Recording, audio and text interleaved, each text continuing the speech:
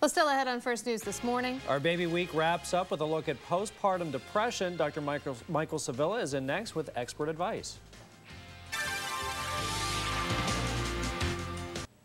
Well, having a baby is supposed to be one of the happiest times of a woman's life, but for many women who have just had a baby, it can be a very dark time. The good news is there are ways to treat it and even prevent postpartum depression. First News contributor Dr. Michael Sevilla joins us now with more. Good morning. Good morning. Well, first off, how does this postpartum depression trigger, What triggers it? Do we know?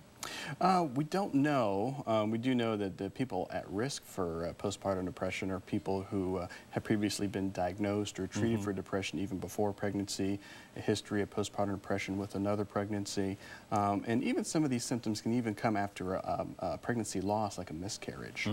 Now, what are some of the signs and symptoms that we should be looking for, some of the more common signs and symptoms are just lack of energy, just not feeling emptied, hopeless.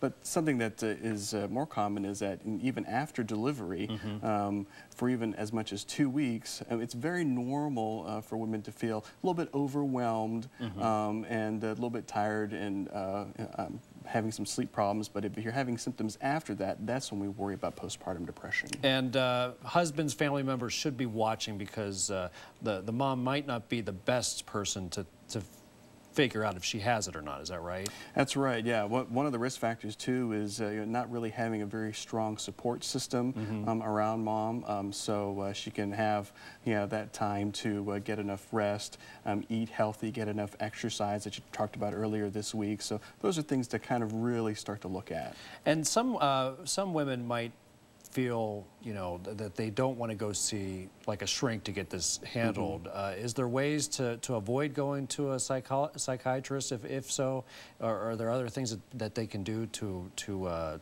cure it, I guess? Well, even just talking with your doctor, whether it's your OBGYN doctor or your primary care doctor, and those are people that usually they would reach out to first. I tell people that if you start to feel like there's something just not right, don't wait for your scheduled appointment. Go in earlier to say, this is what's going on with me. Is it normal? Is it not normal? And this could have major consequences if it's not taken care of, right? Yeah, there's a very more serious kind of a stage of postpartum depression called postpartum psychosis, where you're having hallucinations, even thoughts of suicide. So it can be very serious if it's not treated and recognized. All right, Dr. Sevilla, we'll talk more with you in our next hour about this because it's a big subject, especially with new moms. Thank you. Thank you.